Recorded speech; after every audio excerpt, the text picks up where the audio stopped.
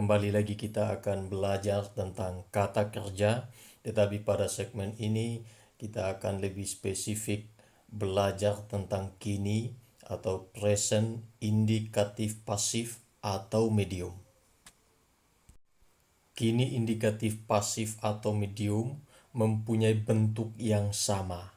Kita akan dapat membedakan apakah pasif atau medium ketika kata yang menggunakan tense ini dipakai dalam sebuah kalimat atau perikop, sehingga dengan demikian kontekslah yang menentukan apakah pasif atau medium. Rumusnya demikian: kata dasar tambah omai etai ometa este ontai. Kata dasar omai etai ometa este ontai. Jika rumus ini dikonversikan maka akan menjadi sebagai berikut. Saya akan menggunakan kata luo untuk menginfleksi rumus dari kini indikatif pasif atau medium. Orang 1, 2, 3 baik tunggal maupun jamak diperhatikan: luomai, lue, luetai, luometa, lueste, luontai. Kata kerja pasif sering diikuti oleh pelaku, baik pelaku orang ataupun pelaku benda.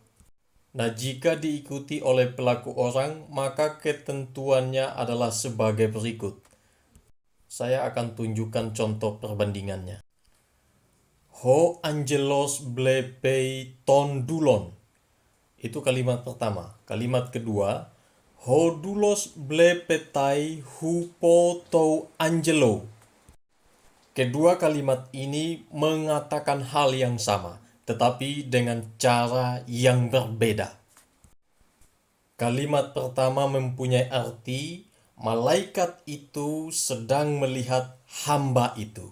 Sedangkan kalimat kedua mempunyai arti hamba itu sedang dilihat oleh malaikat itu. Jika kata kerja aktifnya diubah menjadi pasif, maka objek dari kalimat aktif itu akan menjadi subjek kalimat pasif dan juga subjek dari kalimat aktif didahului oleh kata depan, yaitu oleh, dalam kalimat pasif. Nah, perhatikan pada kalimat pertama, angelos sebagai subjek dan doulos sebagai objek. Malaikat yang secara aktif melihat budak itu. Sekali lagi, ho angelos atau malaikat berfungsi sebagai subjek pada bagian pertama. Tetapi pada bagian kedua, malaikat berfungsi sebagai objek dan budak atau doulos berfungsi sebagai subjek, tetapi sebagai subjek yang menerima tindakan dari objek. Pada kalimat pertama yang merupakan kalimat aktif tidak membutuhkan kata depan, sedangkan pada kalimat kedua yang merupakan kalimat pasif membutuhkan kata depan hupo yang diterjemahkan oleh. Nah, ini terjadi jikalau kata kerja pasif diikuti oleh pelaku orang atau makhluk hidup. Jika pelakunya adalah sesuatu atau benda mati, maka ketentuannya akan berbeda. Contoh kalimatnya, ho kosmos teretai te sofia touteo. Artinya, dunia sedang dijaga oleh hikmat Allah. Maka lihatlah perbandingan sebagai berikut. Jika dalam kalimat pasif pelakunya hidup, maka pertama dipakai kata depan hupo, lalu setelahnya diikuti oleh kata ganti atau kata benda yang mempunyai kasus genetif untuk pelakunya. Contohnya, kita sudah lihat di kalimat kedua tadi, hodulos blepetai hupo tou angelo. Tou angelo mempunyai kasus genetif.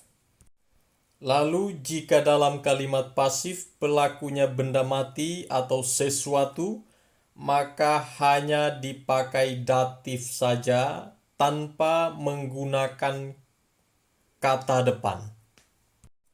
Contoh kalimat ketiga itu tadi, kata Sofia yang mengikuti kata kerja pasif teretai dalam bentuk datif. Sekarang kita masuk dalam contoh kalimat. Khusus kita melihat Lukas 9 ayat 25a.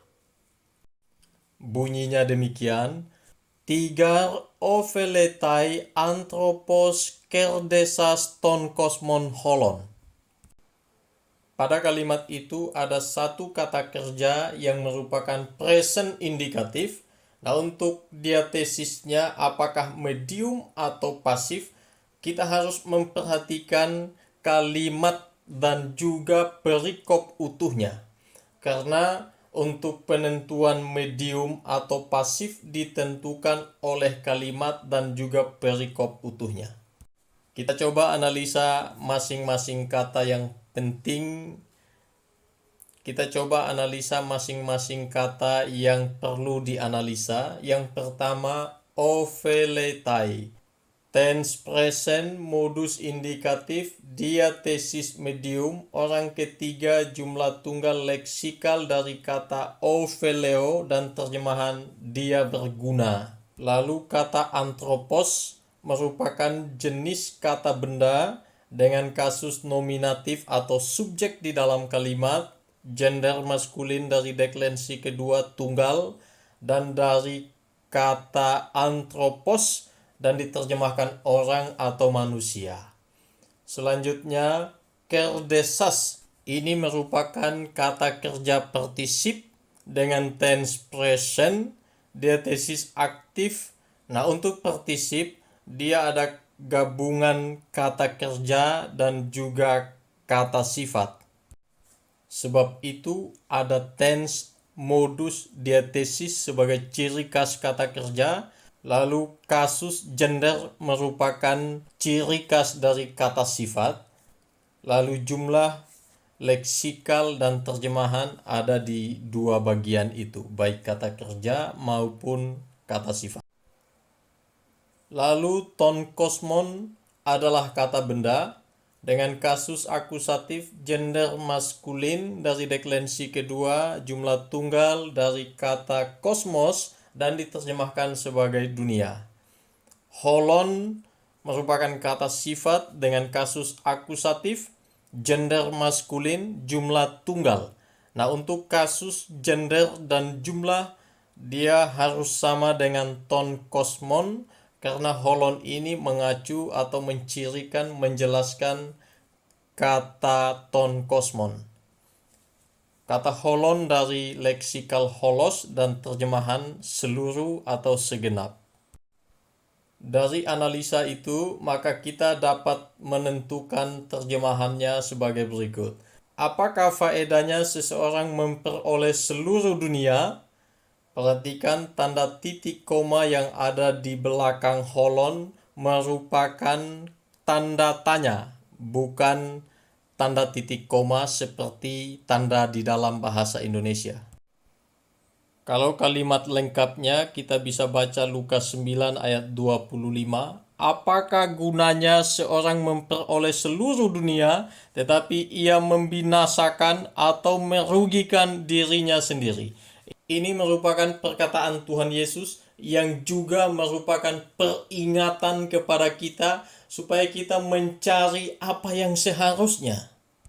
Tuhan Yesus bilang, carilah dahulu kerajaan Allah dan kebenarannya, maka semuanya akan ditambahkan kepadamu. Jangan hanya karena mencari hal-hal duniawi, lalu kita melupakan Tuhan, berpaling dari Tuhan, dan mengarahkan segala pikiran dan daya kita kepada hal-hal duniawi itu, sehingga pada akhirnya kita kehilangan harapan di dalam Tuhan, kehilangan kehidupan kekal di dalam Kristus yang seharusnya menjadi tujuan hidup kita. Kita boleh berkarya, boleh bekerja, boleh menghasilkan, tetapi jangan sampai semua itu memalingkan hati kita sehingga kita lupa kepada Tuhan.